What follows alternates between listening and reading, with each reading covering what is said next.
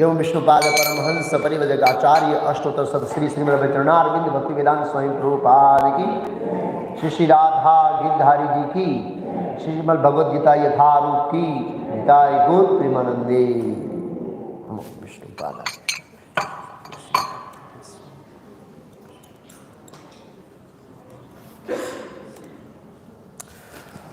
ओम नमो भगवते वासुदेवाय।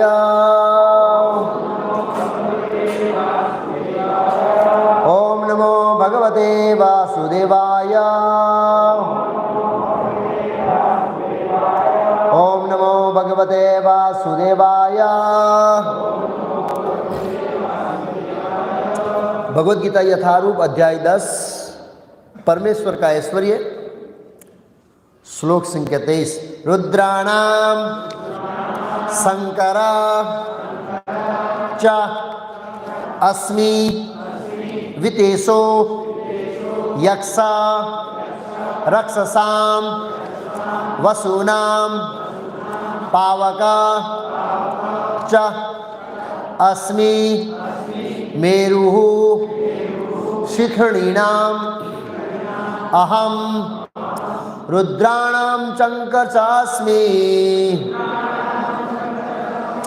वितेशो यक्ष रक्षसाम वसूनां पावक च अस्मि मेरुः शिखिणीनाम अहम रुद्राणां शंकर चास्मि वितेशो यक्ष रक्षसाम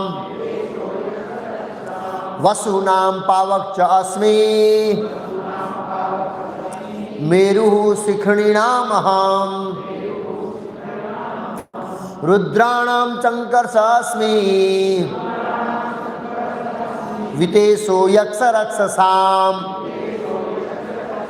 वसूनां पावक च अस्मि मेरुः शिखिणीनाम अहम रुद्राणां शंकर चास्मि वितेशो यक्ष रक्षसाम वसूनां पावक चास्मि मेरुः शिखिणीनाम अहम। बोलिए। रुद्राणां शंकर चास्मि वितेशो यक्ष रक्षसाम वसूनां पावक च अस्मि मेरु शिखिणीनामहम्।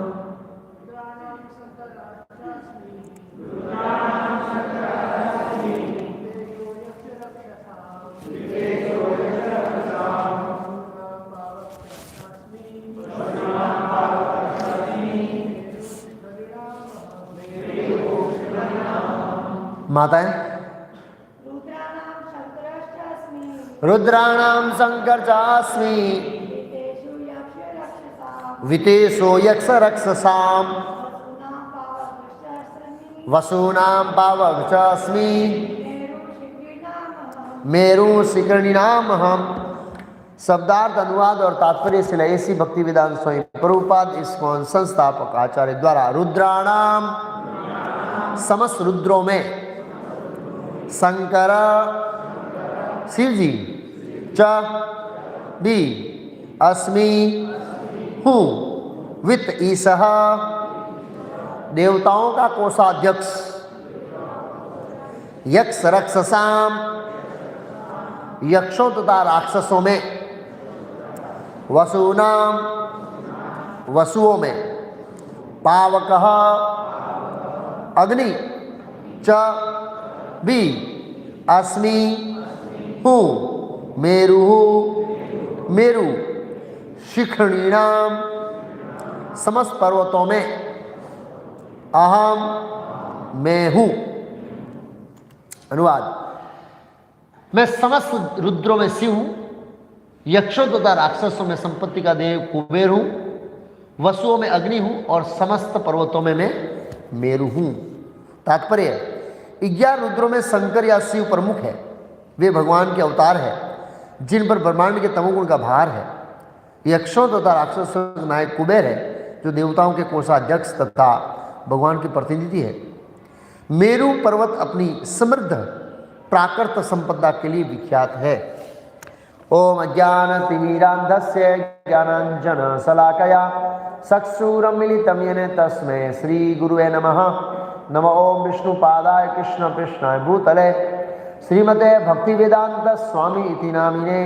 नमस्ते सारस्वती देवे गौरवाणी प्रचारिणे निर्विशेष शून्यवादी पाश्चात्य देशनानिरे श्रीकृष्ण चैतन्य प्रभु नित्यानंद श्री अद्वैत गदाधर श्रीवासादि गौर भक्तवृंद। हरे कृष्णा कृष्णा कृष्णा हरे हरे।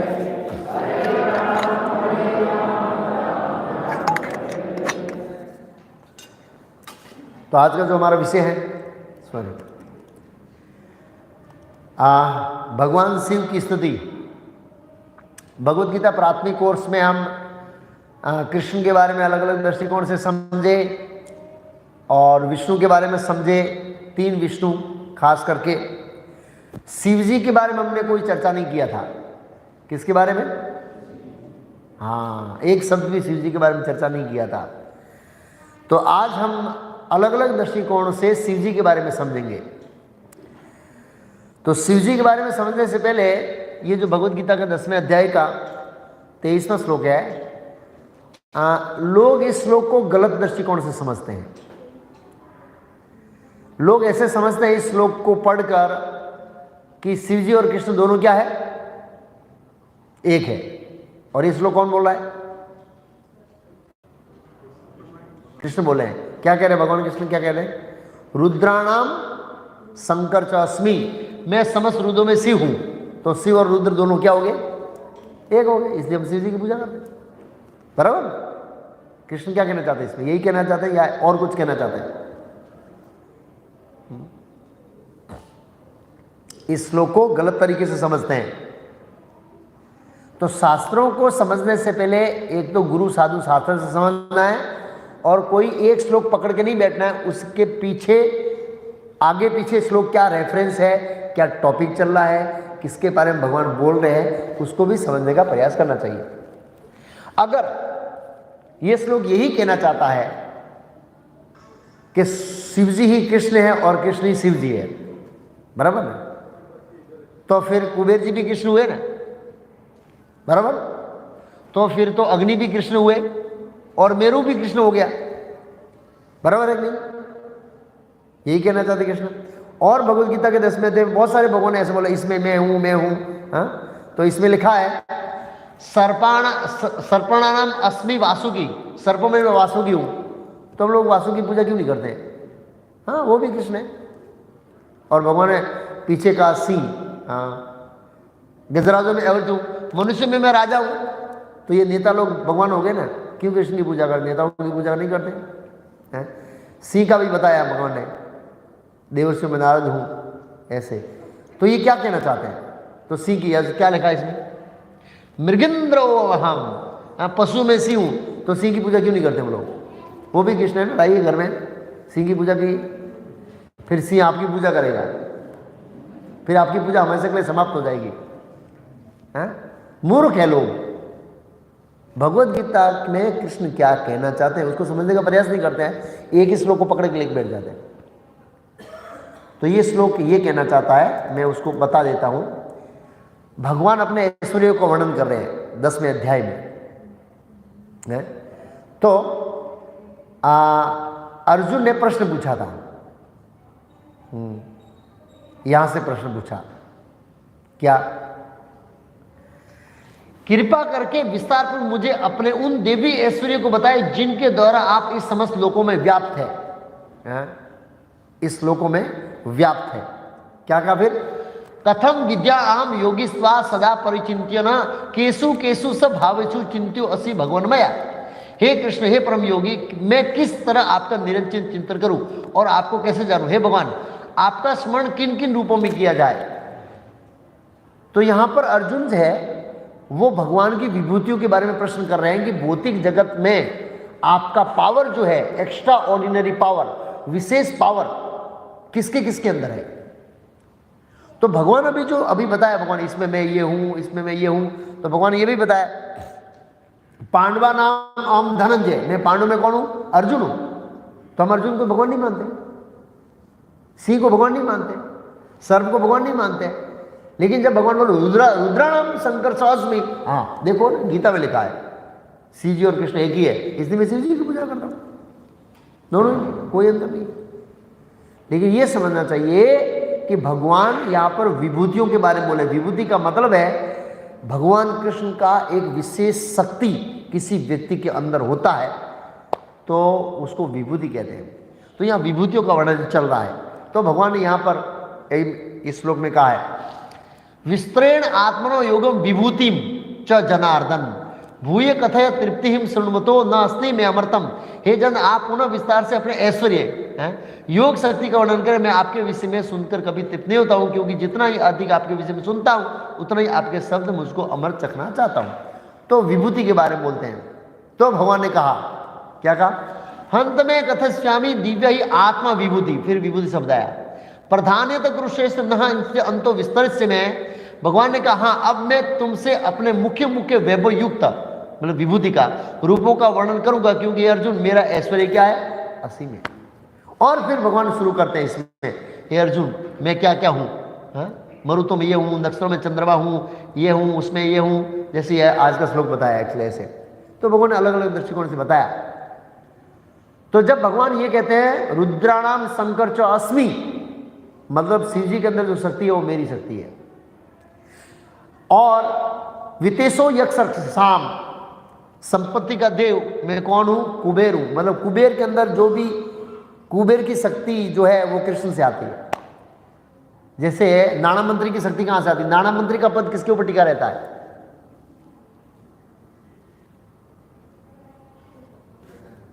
प्रधानमंत्री के ऊपर ना। प्रधानमंत्री के बिना नाना मंत्री का पद टिकता नहीं है, प्रधानमंत्री पावर देता है। ऐसे ही या कुबेर की स्थिति कृष्ण की कांट की है। और वसुओं में मैं अग्नि हूं, अलग अलग वसु है उसमें अग्नि है। तो अग्नि के अंदर विशेष शक्ति है जलाने की, वो कृष्ण से आती है। समस्त पर्वतम मेरु हूं, मेरु पर्वत अपनी समृद्धि के लिए विख्यात है, वो समृद्धि कृष्ण से आती है। तो यहां पर अर्जुन का प्रश्न है, वो विभूतियों के बारे में जानना चाहते हैं। और भगवान बताते इन इन जीवों के अंदर मेरी विशेष पावर है और तुम इसको देखकर याद कर सकते हो कि ये कृष्ण का पावर है और मेरा स्मरण कर सकते हो। ये भगवान कहना चाहते हैं। लेकिन हम लोग पकड़ लेते हैं एक ही श्लोक को, ना आगे देखते हैं ना पीछे देखते हैं। तो भगवद गीता के श्लोकों को इस तरह नहीं समझना चाहिए, गुरु साधु शास्त्र के अनुसार समझना चाहिए। भगवान शिव की स्तुति, तो आज के विषय हैं ये शिव तत्व क्या है, शिव जी के जन्म का इतिहास क्या है, शिव जी का कार्य क्या है, शिव जी का निवास स्थान कहाँ है, शिव जी के भक्त कैसे होते हैं, शिव जी कृष्ण की माया से मोहित कैसे होते हैं, शिव जी का उपदेश क्या है, शिव जी किसकी आराधना करते हैं, शिवरात्रि क्यों मनाते हैं, रहस्य क्या है, और वैष्णव लोग शिव जी की कैसे पूजा करते हैं। तो इन 10 विषयों पर चर्चा करने का प्रयास करते हैं। जितना हो सके वो आज लेंगे, बाकी का अगले सोमवार को हम चर्चा करेंगे, क्योंकि शिव जी के विषय में टॉपिक लंबा है। तो शास्त्रों में विरोधाभास है, विरोधाभास और कथन। शिव पुराण पढ़ेंगे तो शिव जी भगवान, गणेश पुराण पढ़ेंगे तो गणेश भगवान, विष्णु पुराण पढ़ेंगे विष्णु भगवान, भागवतम पढ़ेंगे तो कृष्ण भगवान। लिखने वाले एक ही है। क्यों ऐसा लिखते हैं? वेद व्यास है बुद्धिमान, समस्त ऋषियों में सर्वोपरि महर्षि। क्या उद्देश्य है? वेद व्यास क्या संदेश देना चाहते हैं? ये सब शास्त्र ऐसे क्यों लिखते हैं? कोई तो उद्देश्य होना चाहिए उनका, कोई पर्पस तो होना चाहिए। क्या उद्देश्य है? सबका समझने का, सोचने का, मतलब समझने का सोचने का दोनों एक ही है। बुद्धि का स्तर अलग अलग है। हम लोग समझे से भगवद गीता बेसिक कोर्स में 4 स्तर की बुद्धि होती है। कितने स्तर की? First class, second class, third class, fourth class. तो ऐसे ही अलग अलग स्तर के लोगों के लिए अलग अलग शास्त्र बनाए गए। कौन से पुराण कौन से शास्त्र में आते हैं? तो यहां पर लिखा है भौतिक प्रकृति के 3 गुण अनुसार पुराण भेद। तो सात्विकेषु सकल्पेषु महात्म्यम अधिक हरे, राजसेषु स महात्म्यम अधिक ब्रह्मणो विदु, तद अग्ने स महात्म्यम तामसेषु शिवस्य स, संकीर्णेषु सरस्वत्या पितॄन् स निज्ञते। मत्स्य पुराण के अंदर ये वर्णन आता है कि सात्विक पुराणों में भगवान हरि का यानी विष्णु का गुणगान क्या है? ज्यादा है। राजसेषु माध्यम अधिक हरि ब्रह्मणो विदु, जो राशिक पुराणों में जो वर्णन है देवताओं का, उनसे भगवान हरि का विष्णु का गुणगान श्रेष्ठ है। तद अग्नि से महात्म्यम तामसेषु शिवस्य, शिव पुराण में अग्निदेव, शिव जी, कार्तिकेय, गणेश इत्यादि देवताओं का वर्णन है, उससे भी भगवान हरि का गुणगान श्रेष्ठ है। संकीर्ण मीन्स मिश्र पुराण, संकीर्ण सरस्वत्या पितॄन् स निज्ञते। संकीर्ण पुराणों में पितृओं का गुणगान है, और सरस्वती जैसे देवी पुराण आती है ना, ऐसे देवियों का गुणगान है, उससे भी भगवान लिखा है महात्म्यम अधिक हरे, विष्णु का महात्म्य क्या है? श्रेष्ठ। और कौन से पुराण हैं, कौन से गुण में आते हैं? तो कहा है वैष्णवम नारदीयम च तथा भागवतम शुभम, गरुड़ स तथा पाद्म वरा शुभ दर्शने, सात्विकानि पुराणानि विज्ञेतानि मनीषी भी। तो सतुगुण में कौन कौन से पुराण आते हैं? वैष्णव में विष्णु पुराण, नारदी में नारद पुराण, भागवत में भागवत पुराण, गरुड़ पुराण, पद्म पुराण, वरा पुराण, शुभ दर्शन है, सात्विकतानी, ये सतुगुण में पुराणें आती है। फिर आता है ब्रह्मांड पुराण, ब्रह्मवैवर्त पुराण, मार्केट पुराण, तथैव च भविष्य पुराण, वामन पुराण, ब्रह्म पुराण, राजस्थानी निबोध, ये 6 राजोगुण में। ब्रह्मांड पुराण, ब्रह्मवैवर्त पुराण, मार्केट पुराण, भविष्य पुराण, वामन पुराण અને ब्रह्म पुराण। फिर मत्स्य पुराण, कुर्म पुराण, लिंग पुराण, शिव पुराण, स्कंद पुराण, अग्नि पुराण, सड़ितानी तामसानी निबोधे। ये तामसिक लोगों के लिए 6 प्रकार के पुराण हैं। अब प्रश्न होता है कि व्यासदेव ने ये जो अलग अलग लिखकर क्या संदेश, उसको क्या समझना है, कैसे समझे? ये सब शास्त्रों के स्टेटमेंट है अलग अलग, इसमें ये, इसमें ये, इसमें इसमें, सबको सब में श्रेष्ठ बताया है। तो इसका उत्तर शिव जी देंगे। ये ब्रह्मवैवर्त पुराण का श्लोक है। व्यासदेव ने ऐसा क्यों लिखा शिव पुराण में कि शिव जी श्रेष्ठ है, हालांकि शिव जी है नहीं। अग्नि पुराण में अग्नि को श्रेष्ठ बताया, हालांकि अग्निदेव श्रेष्ठ है नहीं। तो ये शास्त्रों के जो कथन है, स्टेटमेंट, उसको क्या समझे? तो इसके बारे में सेम प्रश्न पूछा था। तो वो प्रश्न पूछने से पहले ये समझते हैं कि 3 गुणों में सर्वश्रेष्ठ गुण कौन सा है। सतोगुण, रजोगुण, तमोगुण श्रेष्ठ कौन सा है? हाँ, सतोगुण। तो भगवद गीता में ऐसा कहा है, सत्वा संजायते ज्ञानम रजसो लोभ एवच प्रमाद मोहो तमसो भवतो अज्ञानम एवच। सतोगुण से वास्तविक ज्ञान उत्पन्न होता है, रजोगुण से लोभ उत्पन्न होता है और तमोगुण से अज्ञान, प्रमाद और मोह उत्पन्न होता है। ये भगवद गीता का 14वें अध्याय का 17वां श्लोक है। तो तामसिक पुराण है, वो पढ़ने से अज्ञान और प्रमाद उत्पन्न होता है। राजसिक पुराण है, वो पढ़ने से लोभ उत्पन्न होता है। आप राजसिक पुराण का कर्मकांड पाएंगे, ये करो ये फल मिलेगा, ये करो ये फल मिलेगा, तो व्यक्ति को लोभ उत्पन्न होता है। सात्विक पुराण पढ़ने से क्या होता है? सत्व संजायते ज्ञानम, सतोगुण से ज्ञान उत्पन्न होता है। जब व्यक्ति सतोगुण में रहता है तो सोचता है मैं कौन हूं, मैं कहां से आऊं, मृत्यु के बाद मैं कहां जाऊंगा, उनके अंदर ज्ञान की वृद्धि होती है। और वेद व्यास ने ये पुराण अलग अलग इसलिए लिखे हैं कि तमोगुणी बुद्धि का जो व्यक्ति है वो सात्विक पुराणों को नहीं समझ सकता। किसको नहीं समझ सकता? जिसकी बुद्धि का स्तर तमोगुणी है वो सात्विक पुराण का जो अंदर कंटेंट है विषय वो नहीं समझ सकता। बहुत सिंपल उदाहरण, 2 उदाहरण है उसके। पहला उदाहरण है कि आप ऐसे गांव में चले जाओ जहां पर खाली झूपड़ी है। क्या है? झूपड़ी, और कुछ नहीं है। और उसको कहेंगे आप मैं अमेरिका से आ रहा हूं, वहां पर 200 फ्लोर की बिल्डिंग है, और गांव वालों ने झूपड़ी की सिवाय और कुछ देखा नहीं है, तो सबसे पहले वो तो बात मानेंगे ही नहीं, बोले अनपॉसिबल है, ऐसे कैसे हो सकता है। फिर वो 200 फ्लोर को समझने का प्रयास करेंगे कि 200 फ्लोर की बिल्डिंग कैसे बनी, तो अपना लॉजिक लगाएंगे। सबसे पहले सोचेंगे यार इतनी लकड़ी लंबी कैसे होगी, कौन सा पेड़ की लंबी लकड़ी होगी कि 200 माड़ पर वो लंबी पड़ सकती है, वो लॉजिक लग जाएंगे। दूसरा, वो लॉजिक उनके मगज में बैठेगा नहीं। दूसरा लॉजिक लगाएंगे कि रोज ऊपर कैसे चढ़ते होंगे इतना, क्योंकि झोपड़ी में हम सीढ़ी से चढ़ते हैं ना, क्योंकि लिफ्ट का कॉन्सेप्ट उनके मन में नहीं है।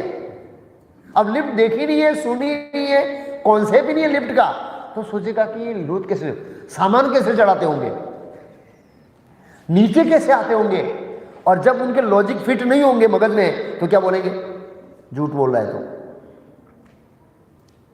वैज्ञानिकों का यही होता है, जब हम बड़े बड़े बुद्धिजीवी लोगों को बोलते हैं कि भगवान विष्णु के रोम रोम से ब्रह्मांड पैदा होते हैं, तो अपना लॉजिक लड़ाते हैं, और फिर लॉजिक जब नहीं फिट होता है तो बोला है अनपॉसिबल, ऐसे कैसे हो सकता है, व्यक्ति के शरीर में से ब्रह्मांड निकल सकता है क्या, ये तो कोरी कल्पना है, ऐसे करके निगलेक्ट कर देते हैं।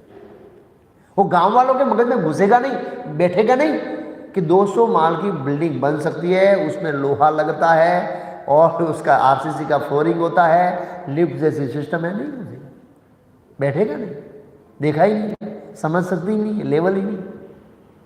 दूसरा उदाहरण है, भौतिक जगत में हम देखते हैं एजुकेशन सिस्टम में जिसको 35% मार्क आया है उसको MBBS में एडमिशन नहीं मिलेगा। क्यों भाई? क्यों सरकार ने नियम बनाया? क्या लॉजिक उसका? सरकार भी इसको लॉजिक तो होगा ना, मूर्ख तो नहीं है सरकार। क्या लॉजिक बताइए, कौन बताएगा? वो जो डॉक्टरी का ज्ञान है, मेडिकल साइंस का, उसके मगज में बैठेगा ही नहीं वो, इसलिए उसको ITI में भेज देते हैं।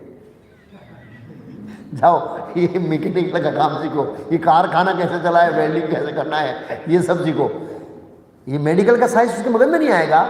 ऐसे ही तमोगुणी व्यक्ति के स्तर का जो ज्ञान है वो उसके मगज में नहीं आएगा, वो समझ नहीं पाएगा। इसलिए वेद व्यास ने क्या, उसकी बुद्धि के स्तर का नीचे के लेवल स्टार्टिंग किया है। तो प्रश्न हो सकता है लेकिन वास्तविकता क्या है, सत्य क्या है? तो सत्य सीधी बताएंगे स्वयं। कार्तिकेय ने प्रश्न पूछा था स्कंद पुराण में, अभी मैं श्लोक बताऊंगा, वो स्कंद पुराण का श्लोक है। कार्तिक ने पूछा, हे गुरुदेव, हे पिताजी, शिव पुराणों में आपको श्रेष्ठ बताया और मुझे पता है विष्णु श्रेष्ठ है, आपके रिलेटेड जितनी भी पुराण है उसमें आपको श्रेष्ठ बताया है, मुझे पता है विष्णु श्रेष्ठ है, तो फिर मैं इसको क्या समझूं? ये जो स्टेटमेंट है शास्त्रों के, उसमें मुझे समझना क्या है? तो शिव जी जवाब देते हैं कार्तिकेय को, क्या कहते हैं? शिव शास्त्रेषु तद्ग्राह्यम भगवत शास्त्र योगी यतः परमोर विष्णुर वैकस तत् ज्ञान मोक्ष साधनम शास्त्रम निर्णयम तथा वेशसा तद अन्यन मोह नयन ही। इसका अनुवाद है शिव शास्त्रों के कथन को तभी स्वीकार करना चाहिए जब वे विष्णु शास्त्र से सहमत हो। भगवान विष्णु ही एकमात्र परम भगवान है और उनके बारे में ज्ञान ही मुक्ति का मार्ग है। ये सभी शास्त्रों का सार है। बाकी सब निष्कर्ष केवल लोगों को मोहित करने के लिए है। भगवान शिव कार्तिकेय को स्कंद पुराण। अब इस श्लोक को मैं संधि छुट्टी करके समझाता हूं। पहली लाइन है जिसमें शिव जी कहते हैं शिव शास्त्रसु तद्ग्राह्यम भगवत शास्त्र योग्यता। शिव शास्त्र के अंदर जो स्टेटमेंट है उस स्टेटमेंट को तब स्वीकार करना है जो विष्णु शास्त्रों से क्या होता हो, मैच।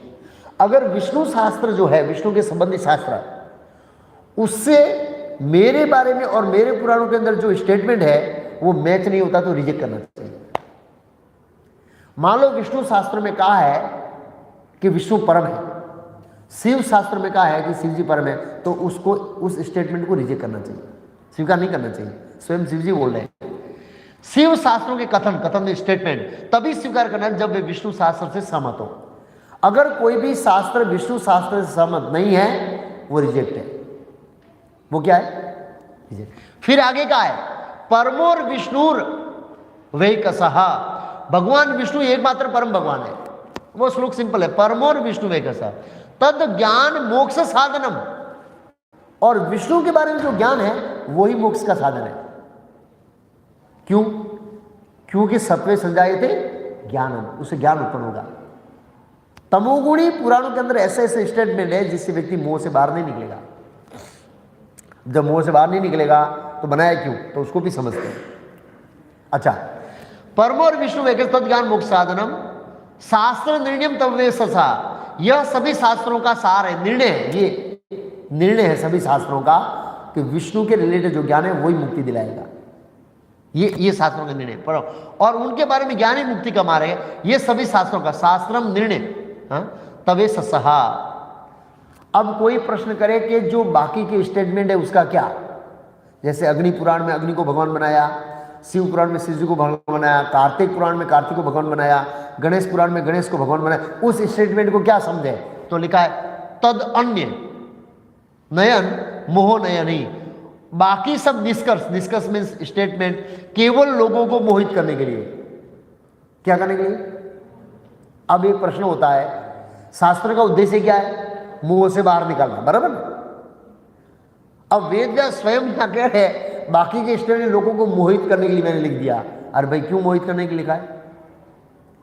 शास्त्र का उद्देश्य लोगों को मोह से बाहर निकालना, और वेद व्यास लोगों को मोहित करने के लिए लिख दिया। अब इसको कैसे समझे? तो आचार्य इसकी जवाब देते हैं कि एक स्तर के मोह को निकालने के लिए दूसरे स्तर के मोह में डालना पड़ता है। उसका सिंपल उदाहरण दो। एक स्तर का जो मोह है उससे बाहर निकालने के लिए दूसरे स्तर का मोह में डालना पड़ता है, तभी वो उस स्तर के मोह से बाहर निकलता है। उसका सिंपल एग्जांपल दो। कोई व्यक्ति ड्रग्स लेता है तो आप देखना डॉक्टर उसको ड्रग्स छुड़ाने के लिए सामने से ड्रग्स देता है। अरे इसको ड्रग्स छोड़ना है, फिर भी डॉक्टर देता है उसको।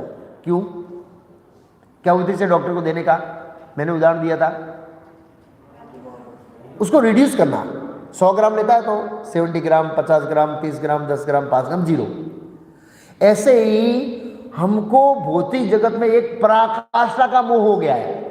वो पराकाष्ठा से मोह निकालने के लिए छोटा मोह में व्यक्ति को डालना पड़ता है। तो वो क्या मोह है?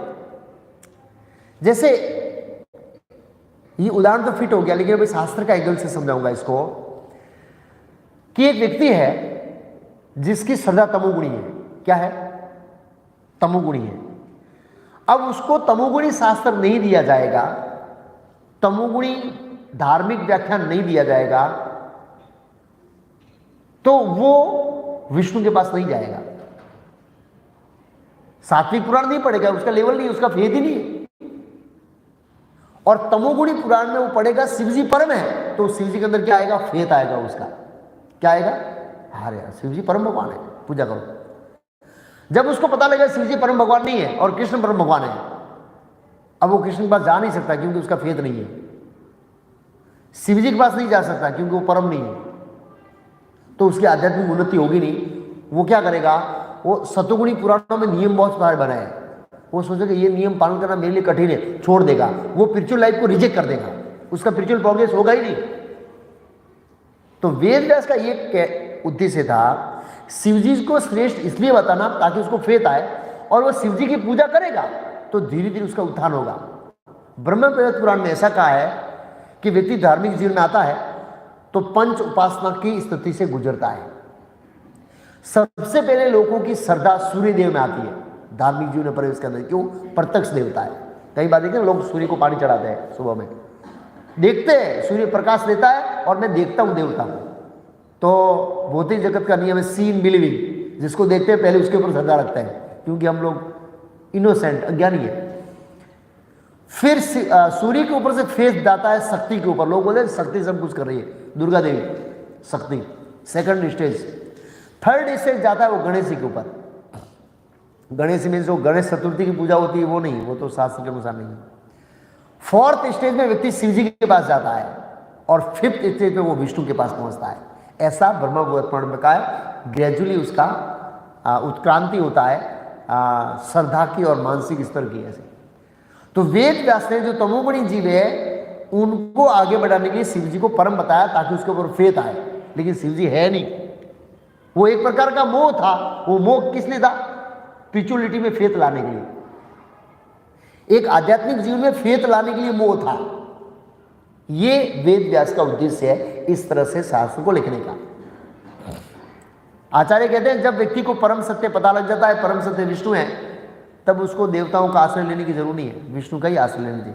लेकिन जब तक उनको ये पता नहीं है तब तक देव पूजा ठीक है, इसमें कोई आपत्ति नहीं है। हाँ, तो जो पुराणों के जो स्टेटमेंट है, सात्विक पुराण का स्टेटमेंट सात्विक लोगों के लिए सही है, रासिक पुराण का स्टेटमेंट रासिक लोगों के लिए सही है, तामसिक पुराण का स्टेटमेंट तामसिक लोगों के लिए सही है। उसका एक सिंपल उदाहरण दूं। जब हम स्कूल में जाते हैं तो बिगिनिंग स्टेज में प्राथमिक कक्षा में पढ़ाया जाता है कि लाइट कैसे आती है? सीधी। क्या बताया जाता है? लाइट सीधी आती है, स्ट्रेट। आप 12वीं कक्षा में जाएंगे, बोलो लाइट सीधी नहीं आती है, पार्टिकल एक वेव फॉर्म में आती है। किस फॉर्म में आती है? वेव, पार्टिकल नहीं, वेव फॉर्म में, सॉरी। अब आप कॉलेज में जाएंगे, बोला वेव फॉर्म में नहीं आती है, वो पार्टिकल, इंग्लिश में पार्टिकल और हिंदी में कण कहते हैं, कण के रूप में आती है। लेकिन जब आप पीएचडी करेंगे तो कहेंगे नहीं, ये सीधी भी नहीं आती है, वेव फॉर्म में भी नहीं आती है और पार्टिकल फॉर्म में नहीं आती है। ये वेव और पार्टिकल का कॉम्बिनेशन होता है जिसको कहते हैं वेविकल, दोनों को कॉम्बिनेशन से आती है। अब कोई व्यक्ति पीएचडी कर रहा है, उसको प्रश्न पूछा लाइट कैसे आती है, वो लिखेगा सीधी आती, तो फेल कर देंगे। 12वें वाले पूछेगा लाइट कैसे आती है, सीधा फेल कर देंगे।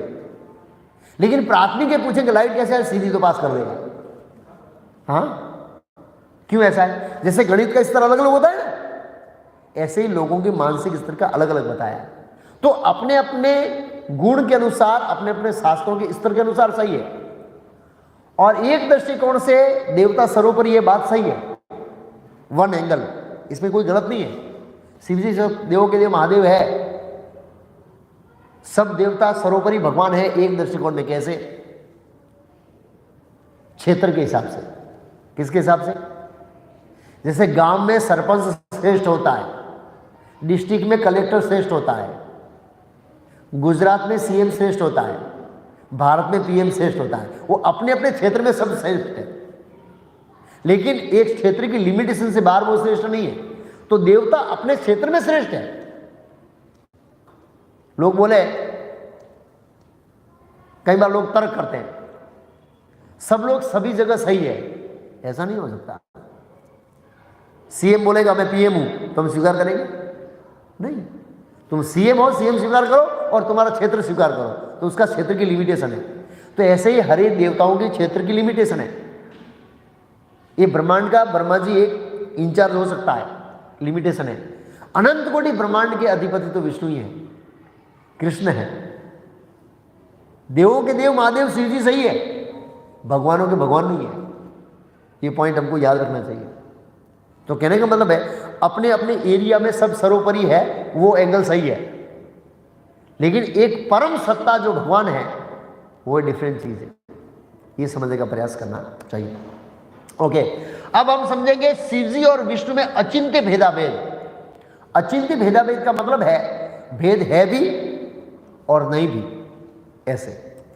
तो लिखा है इसमें यस्तु नारायणम देव ब्रह्म रुद्र आदि देवते समत्वेन विकसते स पाषंडी भवेद्रो।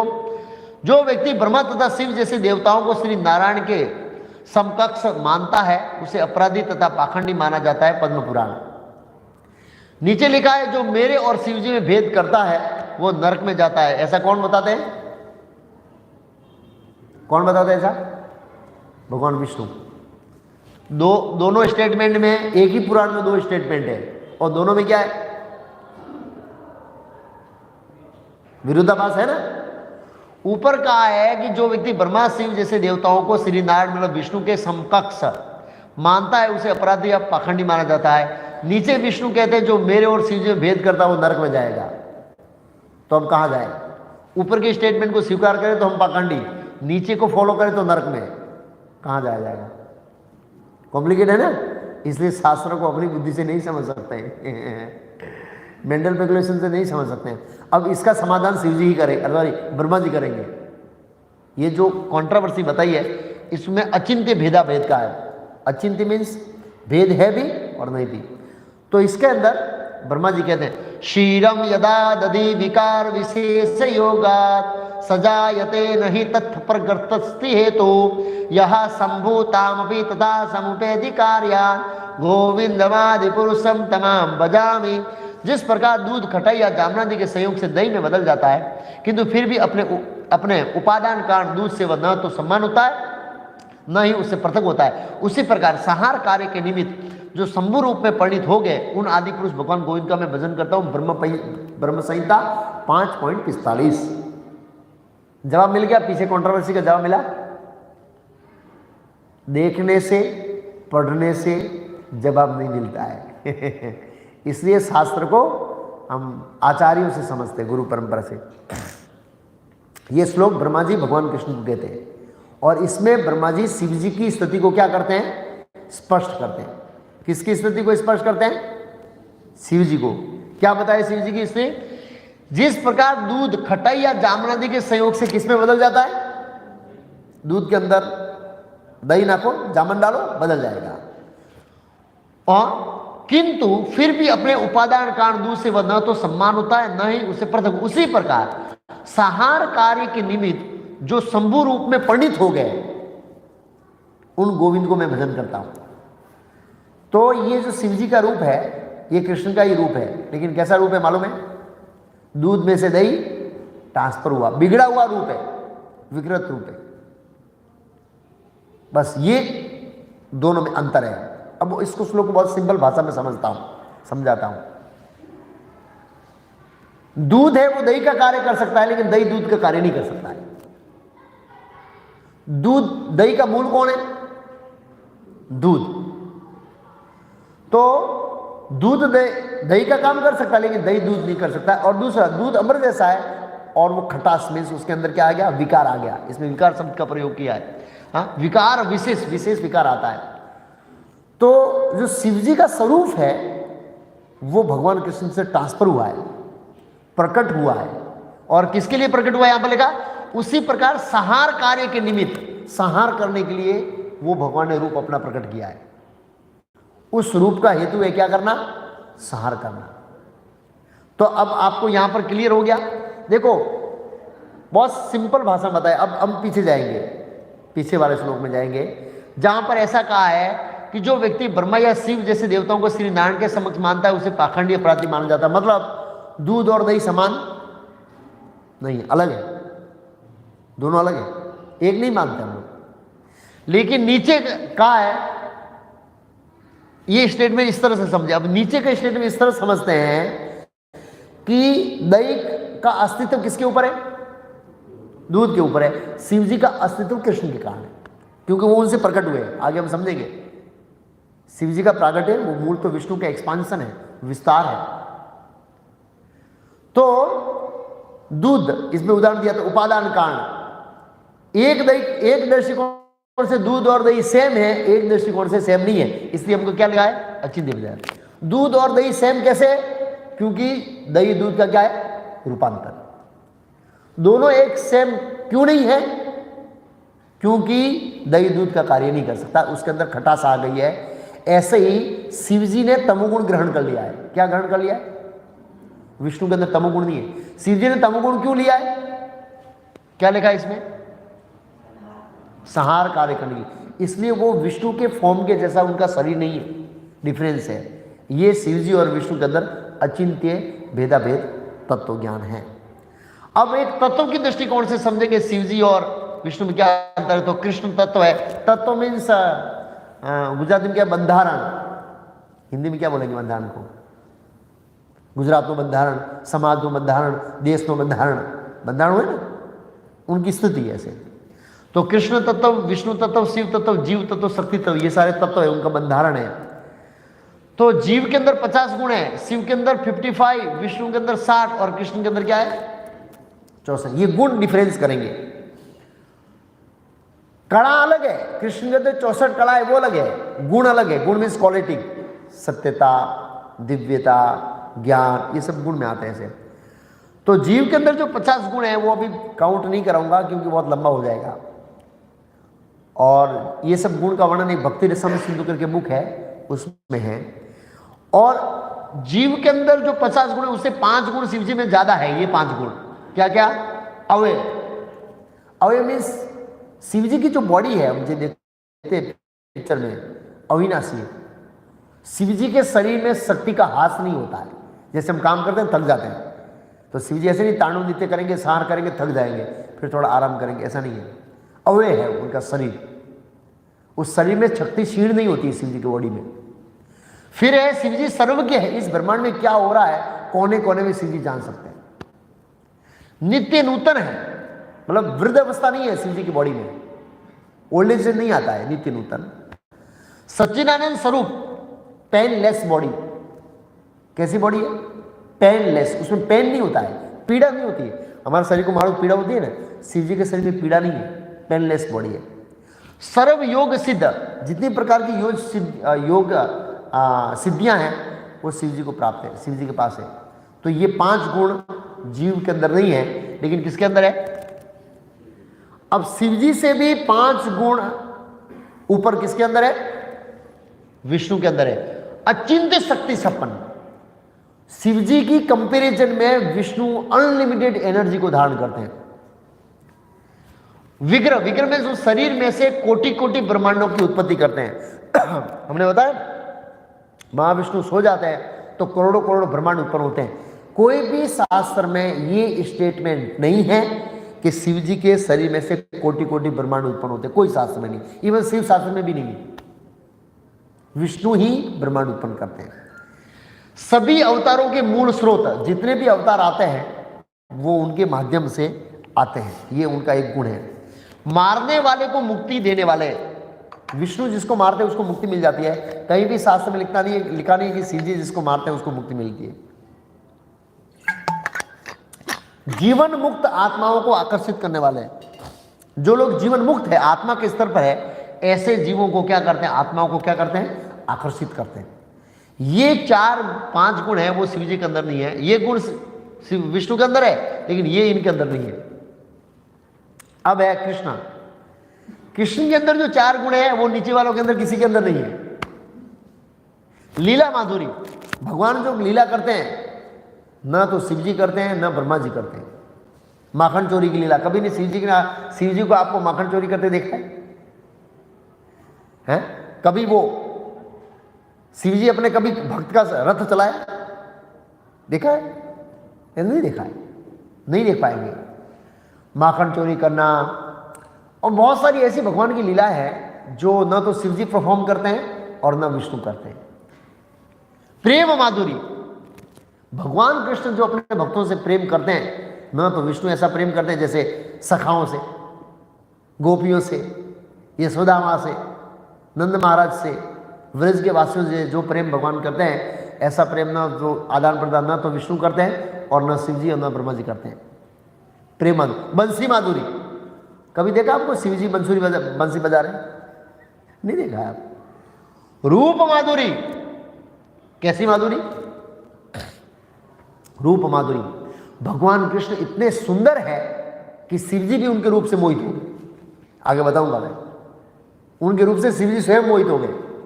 रूप माधुरी, भगवान के समान कोई रूप नहीं है। तो ये चार ये गुणों से कृष्ण, विष्णु, शिव और जीव ये अलग होते हैं गुणों के आधार पर। ये सब शास्त्रों में बताया। तो गुण भेद के दृष्टिकोण से हम शिव जी और विष्णु और कृष्ण में अंतर समझे।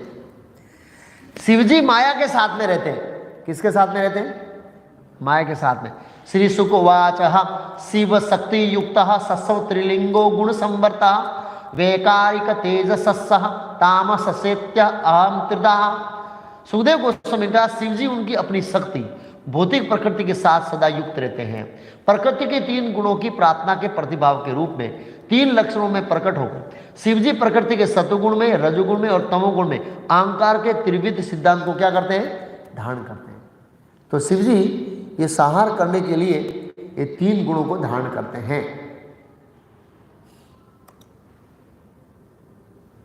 सॉरी, हाँ। और शिव जी कृष्ण की माया से क्या होते हैं? मोहित होते हैं। ये कौन सा फोटा है? ये शिव जी है। ये कौन है? किसी को बताएं?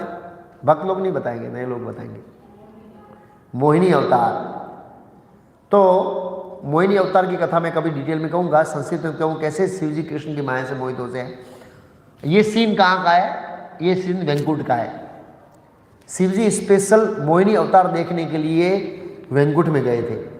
तो श्रीमद् भागवत के 8वें स्कंद में कथा आती है कि जब मोहिनी अवतार हुआ उस समय शिव जी क्या कर रहे थे पता है किसी को? शिव जी कहाँ थे? शिव जी ने वो जहर का समुद्र पिया ना, तो थोड़े समय के लिए घेन आ गया, उनको झोंका आ गया। समुद्र पिया था विष का, और इधर मोहिनी अवतार होकर पूरा होकर चला गया, क्योंकि खाली अमृत पिलाना था। जब शिव जी घेन में से उठकर आए, देवता ने पूछा महादेव कहाँ थे? क्यों, क्या हुआ? अरे भगवान ने तो स्त्री का अवतार लिया। अच्छा, शिव जी कह रहा हूँ रही हो? नरसिंह अवतार देखा सिंह का, वरा अवतार देखा, कच्छप अवतार देखा, ये देखा, राम देखा, कृष्ण देखा, ये मोहिनी। भगवान तो इतने सुंदर है, लेकिन जब स्त्री के रूप में आते तो कितने सुंदर लगते होंगे। रह गया। सीधे गए वैकुंठ में दोनों पति पत्नी, और कहा प्रभु हमने सुना है आपने स्त्री का अवतार लिया है। बना लिया है, असुरों को मोहित करने के लिए। प्रभु मैं दर्शन के लिए रह गया। बोला ये देवताओं के लिए नहीं है, असुरों के लिए था। नहीं, मैं देखना चाहता हूँ। भगवान लिखा, सुखदेव गोस्वामी कहते गंभीर भाव हास्यम। क्या लिखा?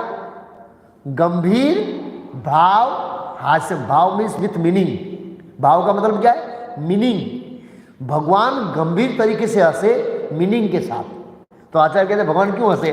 भगवान सोच रहे थे कि शिव जी को मोहित करने के लिए मुझे कैसा रूप लेना पड़ेगा। देवताओं को मोहित करने के लिए मतलब बहुत ज़्यादा सौंदर्य का प्रदर्शन करने की जरूर नहीं है, लेकिन अगर मुझे शिव जी को मोहित करना है तो विशेष रूप लेना पड़ेगा। शिव भगवान ने कहा शिव जी को आप जाइए, मैं समय के अनुसार आपको दर्शन दे दूंगा।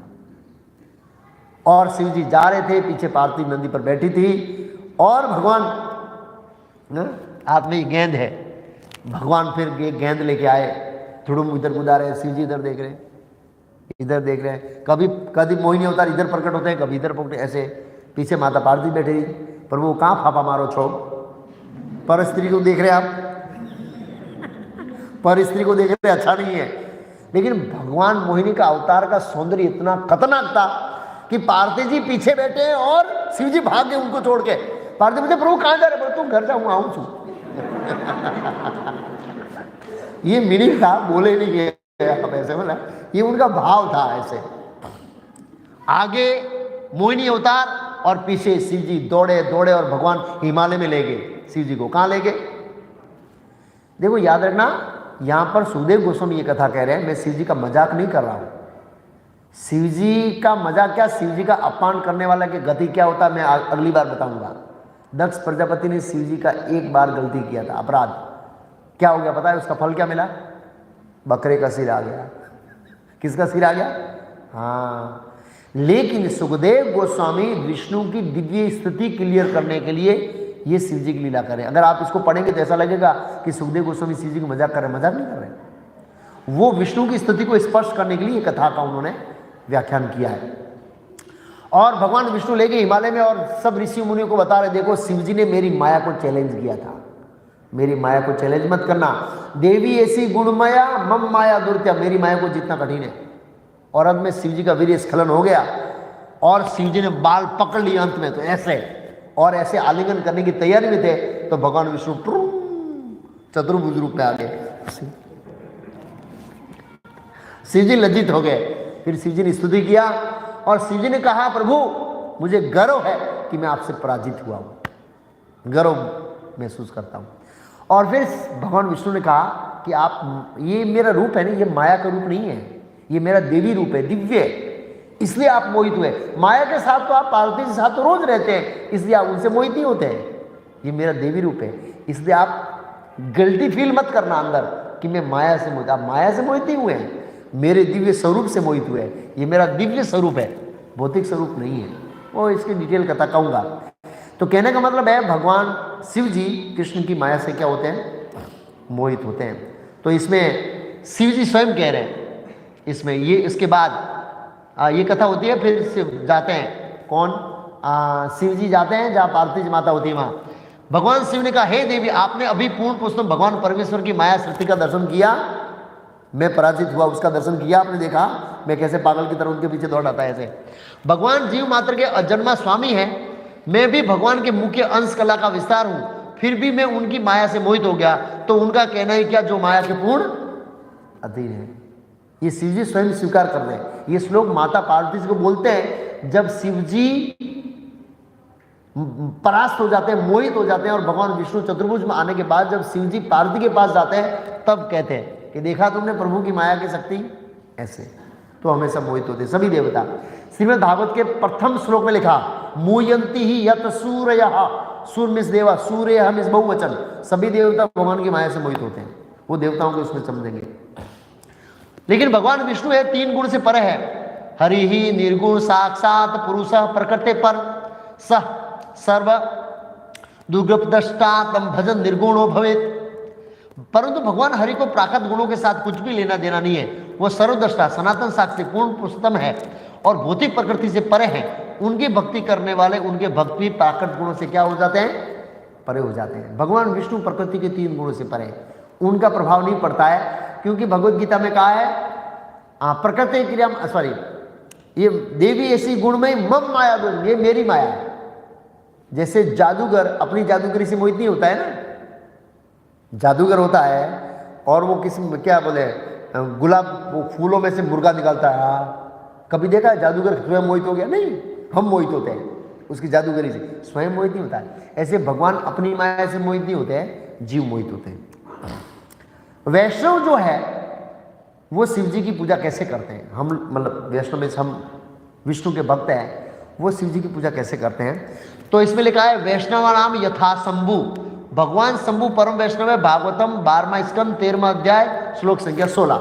तो उसमें उदाहरण दिया है, नदियों में गंगा श्रेष्ठ है, देवों में अच्युत श्रेष्ठ है, तीर्थों में काशी श्रेष्ठ है, पुराणों में भागवतम श्रेष्ठ है और वैष्णव में शिव जी श्रेष्ठ है। वैष्णव नाम यथा शंभु। और श्रीमद् भागवत में 6.3.20 में बताया है कि शिव जी महाजन है। स्वयंभू नारद शंभु, शंभु में शिव जी, कुमार कपिलो मनु प्रहलाद जनको भीष्म बलिर भैया शिखर वयम, ये 12 लोग महाजन है, धर्म की अथॉरिटी है। तो वैष्णव जन शिव जी को परम वैष्णव के रूप में पूजा करते हैं, उनको आदर देते हैं। और शिव जी एक संप्रदाय है, उसके आचार्य भी है। तो हम लोग शिव जी का आदर उस तरीके से करते हैं। 4 आचार्यों में से एक आचार्य संप्रदाय उनसे आरंभ होता है, जिसकी हमने चर्चा किया। शिव जी की उत्पत्ति, एको वे नारायण आसीन, न ब्रह्मा न रुद्र न आपो न अग्नि न सोमो न पे धावा पृथ्वी न नक्षत्राणी न सूर्य। सृष्टि के प्रारंभ में मात्र भगवान नारायण थे, न तो ब्रह्मा थे, न शिव जी थे, न सूर्य थे। नारायण उपनिषद श्लोक संख्या 4। इस सृष्टि का जो है, इस सृष्टि में ये ब्रह्मांड, उसके प्रारंभ में नारायण थे, कोई नहीं था। अग्निदेव नहीं थे, चंद्रमा नहीं था, पृथ्वी नहीं थी, नक्षत्र नहीं थे, सूर्य नहीं थे, रुद्र नहीं थे, ब्रह्मा नहीं थे, कोई नहीं था, नारायण थे। एको में नारायण आसीन। क्यों नहीं थे ये लोग? पृथ्वी क्यों नहीं थी? जब ब्रह्मांड नहीं था तो पृथ्वी की कैसे रहेगी? सब कुछ नहीं था, नारायण थे। कहाँ? कारण सागर में। कहाँ थे? सृष्टि के सर्जन करने के बाद धीरे धीरे ब्रह्मा जी आए, शिव जी आए, अग्नि देवताओं को उत्पन्न किया, पृथ्वी को उत्पन्न किया, ये सब बाद में आए हैं? खाली विष्णु थे। अब इसमें शिव जी की उत्पत्ति का वर्णन है। वामांग दः सर्जदि विष्णु दक्षिणागात प्रजापति ज्योतिर्लिंगमयम शंभु कुर्चदेश अद्वासर्जत। उन्हीं महाविष्णु ने अपने बाएं अंग से विष्णु की, दाएं अंग से प्रथम प्रजापति ब्रह्मा की तथा अपनी दोनों भुवों के मध्य भाग से दिव्य ज्योतिर्लिंगमय शंभु की सृष्टि की। ब्रह्म संहिता अध्याय 5 श्लोक संख्या 15। अच्छा, इसमें लगा उन्हीं महाविष्णु ने अपने बाएं अंग से विष्णु की। विष्णु का सर्जन करता है, तो ये विष्णु कौन है, ये विष्णु कौन है? कोई बता सकता है? यहां पर बताया है उन्हीं महाविष्णु ने अपने बाएं अंग से विष्णु की, दाएं अंग से प्रथम प्रजापति की तथा अपनी दोनों भुवों के माध्यम से शिव जी का सर्जन किया। एक विष्णु ने ब्रह्मा विष्णु महेश का सर्जन किया। तो सर्जन हुए वो विष्णु कौन, सर्जन किया वो विष्णु कौन? कौन बताएगा? है? हाँ, नहीं, गर्भोदक नीचे है, कारणोदक से विष्णु। कौन विष्णु? सर्जन करने वाले कारणोदक से विष्णु है और सर्जन होने वाले शिरोदक से विष्णु है, जो क्षीर सागर में रहते हैं। ब्रह्मा विष्णु महेश कहते हैं ना, तीनों को तीन देव त्रिदेव कहते हैं ना, तो वो शिरोदक से विष्णु क्षीर सागर में ऊपर रहते हैं। कारणोदक से विष्णु इसके बाहर रहते हैं। तो कारणोदक से विष्णु ने ब्रह्मा विष्णु महेश की उत्पत्ति की। बराबर?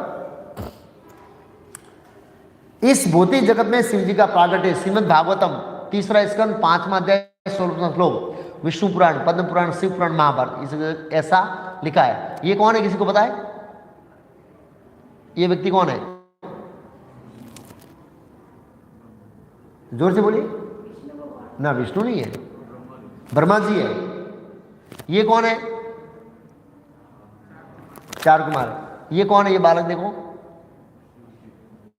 शिव जी। और ब्रह्मा जी गुस्से में ऐसे। तो आप भागवतम 3रा स्कंद अध्याय 5 श्लोक संख्या 16 में लिखा है, ब्रह्मा जी के दोनों भुवों के माध्यम से शिव जी प्रकट हुए। और पिछले श्लोक में क्या लिखा है? अपनी दोनों भुवों के मध्य भाग से दिव्य ज्योतिर्लिंग शंभु की सृष्टि की। तो सही कौन सा है? पीछे लिखा है विष्णु के दोनों इधर ब्रह्मरंध्र से प्रकट हुए, इसमें लिखा है ब्रह्मा जी के। तो दोनों में सही कौन सा है? हा? दोनों सही है। कैसा बताया? मैंने आपको बताया सर्जन 2 प्रकार का होता है। कितने प्रकार का?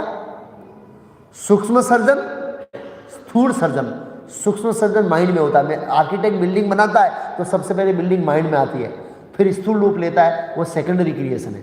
तो फर्स्ट क्रिएशन सभी चीजों का महाविष्णु करते हैं सूक्ष्म रूप में। और ये जो ब्रह्मा जी है स्थूल रूप में प्रकट हुए शिव जी। और इसलिए मैंने क्या लिखा है, क्या शब्द का प्रयोग किया है? प्रागट्य। और इधर कौन सा स्वरूप का वर्णन किया है? उत्पत्ति। उत्पत्ति मतलब उस जो शिव जी का वो फॉर्म है, वो फॉर्म नहीं था और उसको बनाया गया। जैसे ये शरीर है, हम जन्म में तो उत्पत्ति कहते हैं, क्योंकि मेरे जन्म लेने से पहले ये फॉर्म नहीं था मेरे पास। और यहां पर प्रागट्य का मतलब है कि मैं कहीं पर एग्जिस्ट करता हूं, यहां आया और चला गया। प्रकट, अप्रकट। अप्रकट का मतलब वो कहीं एग्जिस्ट करता है। तो ब्रह्मा जी के दोनों भुवों के माध्यम से जन्म लेने से पहले शिव जी का अस्तित्व था। कहां पर? मैं बताऊंगा। लेकिन अल्टीमेटली विष्णु ने ही शिव जी का क्रिएशन किया है। ये ब्रह्म संहिता का स्टेटमेंट है। तो एक फर्स्ट क्रिएशन की बात कर रहा है, एक सेकंड क्रिएशन की बात कर रहे हैं शिव जी के बारे में। शिव जी का कार्य, ये 11 रुद्र है, इसलिए इस श्लोक में कहा रुद्राणाम अस्मि शंकर। रुद्रों में मैं शिव हूं। रुद्र में शिव जी के पार्षद जो संहार करने में 11 रुद्र है प्रधान। संहार जब शिव जी तांडव नृत्य करते हैं तो ये सब साथ देते हैं, सब 11 रुद्र वो सपोर्टिंग करते हैं और संहार कार्य होता है ऐसे। तो शिव जी का कार्य है। इसमें 3 फोटो है। कितना फोटो है? भागवतम विष्णुपुरा पद्म, शिव जी का कार्य क्या है, किसी को पता है? शिव जी का कार्य क्या है? विष्णु का क्या है? और नहीं, उत्पत्ति तो ब्रह्मा जी करते हैं, पालन करते हैं, ब्रह्मा जी उत्पत्ति करते हैं, बरोबर। अब है स्वरूप भेद। आपके मन में प्रश्न हो सकता है कि मैं यहां पर शिव जी के कार्य की बात कर रहा हूं तो बीच में ये टॉपिक क्यों आया स्वरूप भेद? तो मैं ये इसलिए समझाना चाहता हूं कि जो शिव जी का स्वरूप है ये डिफरेंट पर्पस के लिए है। मेरा तर्क है, अगर आपको मित्र बनाना है, आपको पुत्र चाहिए या प्रेमी चाहिए, तो इसमें से दोनों में सिलेक्ट कौन करे? किसको करेंगे आप? किसको सिलेक्ट करेंगे? कृष्ण को। क्यों? सौम्य रूप है। सौम्य मीन्स लविंग एक्सचेंज करने वाला रूप है। शिव जी के साथ आप लविंग एक्सचेंज नहीं कर सकते। क्यों? क्या समस्या है? शिव जी के साथ सब भूत रहते हैं और हमारा भूतों का जमेगा नहीं। जमेगा नहीं। अब कलयुग में तो भूतों के साथ हमारा अच्छा जमेगा, क्योंकि हम भी भूत जैसे ही। हाँ, हम मनुष्य के नियम पालन थोड़ी करते हैं, भूतों के जैसे गंदे रहते हैं हम लोग स्नान भी नहीं करते कई बार इस ठंडी में।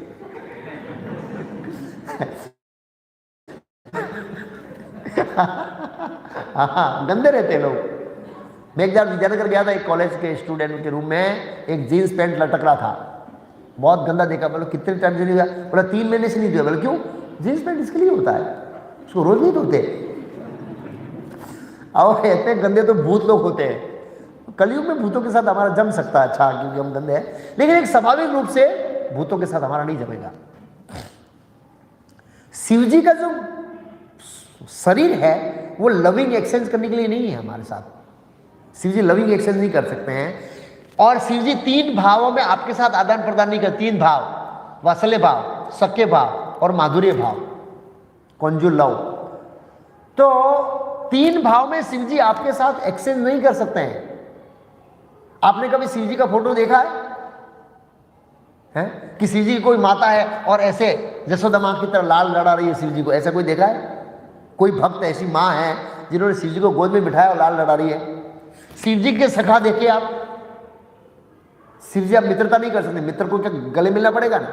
शिव जी को गले नहीं मिल सकते। क्यों? सांप है, गले नहीं, सांप है, हाँ, नहीं मिल सकते आप। और आपने कहीं शिव जी की बहुत सारी प्रेमिकाएं देखी है? नहीं देखी है। और कोई होगी तो पार्वती माता तर्क त्रिशूल से मारी है, मेरे पति के सामने देखती है। शर्म नहीं आती तेरे को? मैं उनकी पत्नी हूं, मारेगी उसको। तो शिव जी का जो पर्पस है, जो फॉर्म रूप है, वो संहार करने के लिए। वो आदरणीय जरूर है, प्रेमनीय नहीं है। प्रेमनीय स्वरूप तो कृष्ण का है। शिव जी का वो, शिव जी कृष्ण में से ही आया है, वो डिफरेंट पर्पस के लिए वो फॉर्म है शिव जी का। ये समझने का प्रयास करना चाहिए हमको।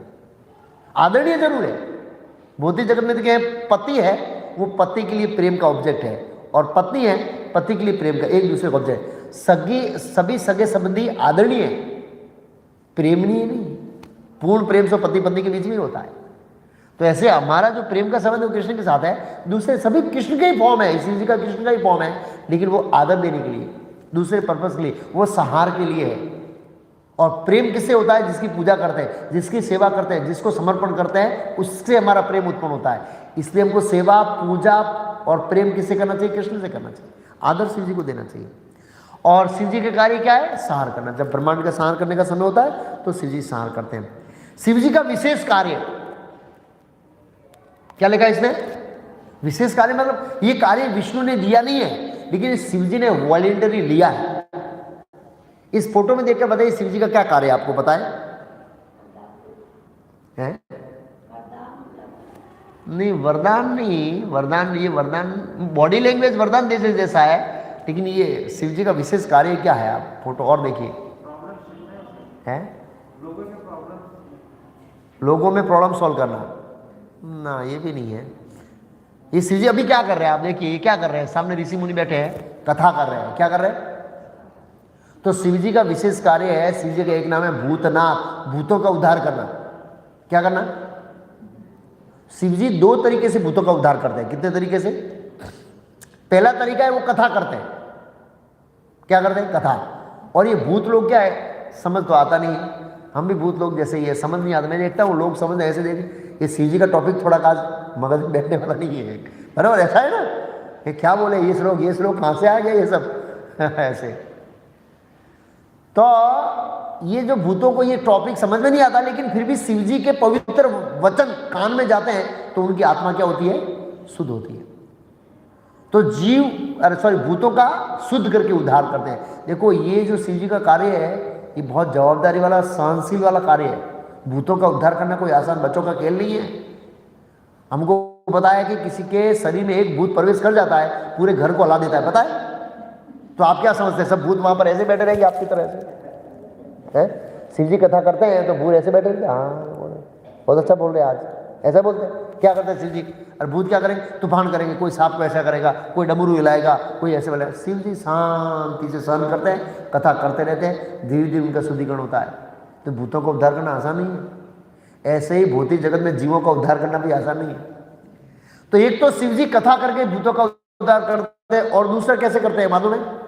सब भूतों को साथ में लेके चल रहे, देखो जहां जाते करोड़ों करोड़ों भूत साथ में रहते हैं, जहां भी मौका मिल गया उसका उद्धार कर देते हैं। तो शिव जी स्थूल शरीर देके भूत का उद्धार करते हैं।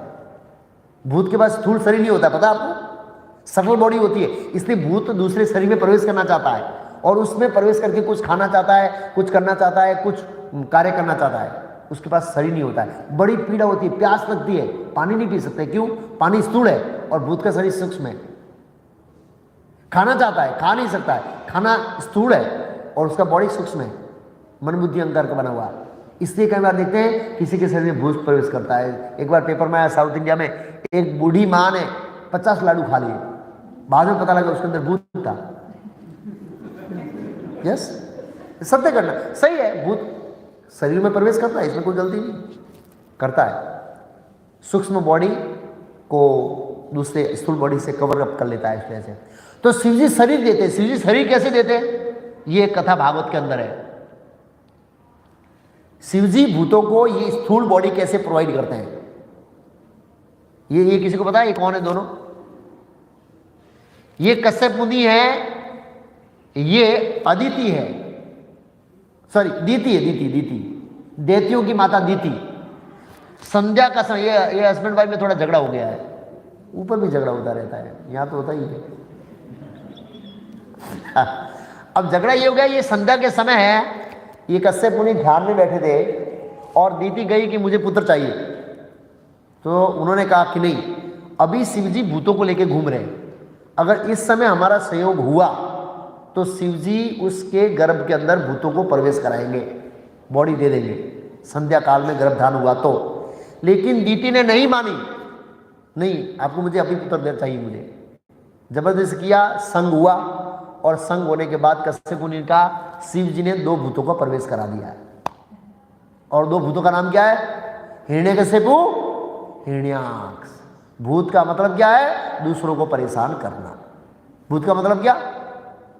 दूसरों को परेशान करे। वो भूत, वो मनुष्य थोड़ा ही, भूत ही हमेशा दूसरों को परेशान करता नहीं काम के। हिरण्यकशिपु, हिरण्याक्ष ने पूरा ब्रह्मांड में आग तक फैला दिया, दूसरों को परेशान किया। मैंने बताया था एक बार मैं विद्यानगर में था, आजकल के बच्चे भूत जैसे ही, क्यों? दूसरों को परेशान करते रहते। विद्यानगर में 97-98 की बात है, उस समय एक कपल मंगला आरती में आता रोज। तो हॉस्टल में लड़के लोग पढ़ते हैं, रात को 1-2 बजे चाय पीने जाते हैं, 3 बजे 4 बजे मोटा बाजार साई तीर्थ करके होटल थी वहाँ पर। दोस्त देखा कि रोज एक कपल जा रहा है, तो उसकी इच्छा आया कि इसको डराऊं मैं। वो कंबल ओढ़ के आया अंदर, ऐसे किया वो कपल हमारे भक्त को डराने के लिए। तो वो तो समझ गया कि आवाज से लगता नहीं भूत है। उसने कहा, तो उसने ऐसा किया तो नीचे पेंट दिखा, कंबल के नीचे पेंट, बोला ये तो भूत नहीं। तो उसके पीछे दौड़ा, वो तो कंबल डाल के कहीं गली में घुस गया ऐसे। तो ऐसे लोग हैं भूत जैसे, दूसरों को परेशान करते रहते हैं। ये कलयुग का वर्णन, ऐसी स्थिति है। तो ये गलत समय स्त्री पुरुष का संग होता है, इसलिए भूत जैसे बच्चे पैदा होते हैं। शिव जी के रहने के स्थान, शिव जी कहां रहते भाई? कौन सा हिमालय? कैलाश। कौन सा कैलाश? 3 कैलाश है। हाँ आप बोले क्या बोल रहे हैं? हाँ 3 कैलाश। लोगों को पता ही नहीं कितने कैलाश है, शिव जी के भक्तों को भी पता नहीं कैलाश कितने हैं। एक भूमंडल का कैलाश, कौन सा कैलाश? भूमंडल। वो मेरे को मैप में बताना पड़ेगा भूमंडल का कैलाश कहां पर है। दूसरा कैलाश कहां है पता है? उसका वर्णन बताता हूं। गोलोक नामनि निधामनि तरस्य तस्या देवी महेश्वरी धाम सुते सुतेषु ते ते प्रभाव दिश्या वीतासेन गोविंदमादि पुरुषम तमाम बजामि। जिन्होंने गोलोक नामक अपने सरोवरी धाम में रहते हुए उनके नीचे नीचे स्थित कर्मश वैंकुटलोक, हरिधाम, महेशलोक, देवी लोक नामक विभिन्न धामों के विभिन्न स्वामियों को यथा योग्य अधिकार प्रदान किया है, उन आदि पुरुष भगवान गोविंद का मैं भजन करता हूँ। 5.45। तो जो अभी शिव जी बैठे हैं, हाँ अभी जो शिव जी बैठे हैं नारद जी के सामने, 4 कुमार, ये स्वर्ग लोक के पास के अंदर आया और वो कैलाश के पास है कौन सा गार्डन? सौगंधिक गार्डन के पास कैलाश है। सौगंधिक का ये कैलाश के पास सौगंधिक गार्डन है जिसका वर्णन महाभारत में भी है। एक भूमंडल का कैलाश, एक स्वर्ग का कैलाश, और तीसरा कैलाश कहाँ आया पता है? ये सॉरी यहाँ पर आया, ये लिखा ब्रह्मज्योति, ये सदाशिव लोक, महाकाल लोक, और ये बाउंड्री है, ये कारणोदक विष्णु है, ये भौतिक जगत हमारा नीचे है। तो आध्यात्मिक जगत और भौतिक जगत की बॉर्डर पर वहां पर तीसरा कैलाश है। जब ये ब्रह्मांड नहीं होता है तो शिव जी कहाँ रहते? हमारा जो ब्रह्मांड नाश हो जाता है तो शिव जी ओरिजिनल कैलाश में, ये कैलाश का नाश नहीं होता है। क्यों? ये बॉर्डर पर है, सेंट्रल लाइन में है, न तो भौतिक जगत में न आध्यात्मिक जगत में। ब्रह्मज्योति यह बॉर्डर बताया, ये देखो वो पोस्टर में मैंने बताया था, सदाशिव लोग, वहां शिव जी रहते हैं। जब सर्जन करने की जरूरत होती है देखो शिव जी नीचे ब्रह्मांड में आएंगे। और यहां पर शिव जी कब रहते थे? ये कैलाश, ये जो कैलाश है भूमंडल का, सतयुग, त्रेता और द्वापर तक। कलयुग में शिव जी वहां नहीं रहते। क्यों? लोग जीव खाते हैं। अब शिव जी साक्षात नहीं है तो शिव जी को बंदे दे दो, मेरे को गाड़ी दे दो, टिंग, पत्नी दे दो, टिंग, नौकरी दे दो, टिंग टिंग टिंग टिंग, परेशान कर देते। अगर साक्षात शिव जी मिलेंगे तो हम पैर पकड़ लेंगे, नहीं देना ही पड़ेगा। हाँ, रावण को वरदान दिया था, भस्मासुर को वरदान दिया, मेरे को देना पड़ेगा। तो ये जो लोग जीव खाते हैं, इसलिए शिव जी कलयुग के अंदर ये पापी लोगों के साथ में नहीं रहते हैं, स्वर्ग लोक में रहते हैं। अभी शिव जी के बारे में टॉपिक काफ़ी बाकी है। क्या क्या बाकी है हमारा? शिव जी के जो भक्त होते हैं, ये भस्मासुर की कथा भागवत में है, उसकी कथा बाकी है। मनोभाव क्या होता है, शिव जी किसका ध्यान करते हैं, शिव जी किसका जप करते हैं, शिव जी का उपदेश क्या है, ये कौन है, शिव जी ने जहर क्यों पिया, शिव जी ने क्यों जहर पिया, वो टॉपिक बाकी है। भगवान राम ने शिव जी का पूजन क्यों किया, वो बाकी है। शिवरात्रि क्यों मनाते हैं, वो बाकी है। शिवलिंग का पूजन क्यों करते हैं, वो बाकी है। और शिव जी का एक कथा है भागवत में बहुत सुंदर, जिसमें दक्ष प्रजापति ससुर और जमाई का झगड़ा हो गया। वो झगड़े की कथा बहुत सुंदर है, उसमें बहुत सुंदर मैसेज है। तो उसको हम लोग अगले सोमवार को समझेंगे। हरे कृष्ण। टॉपिक लंबा हो गया आज। अनाउंसमेंट। तो शिव जी के बारे में आपको कई प्रश्न हो सकते हैं। एक लड़के ने ये लेक्चर सुन के 50 प्रश्न पूछे मुझे। ये लेक्चर सुनने के बाद कितने क्वेश्चन पूछे? 50 क्वेश्चन। तो आपके पास प्रश्न हो सकते हैं। दूसरी बार हम पूरा समझेंगे, उसके बाद प्रश्न पूछ सकते हैं आप शिव जी के बारे में। हरे कृष्ण। हरे कृष्ण। हरे कृष्ण।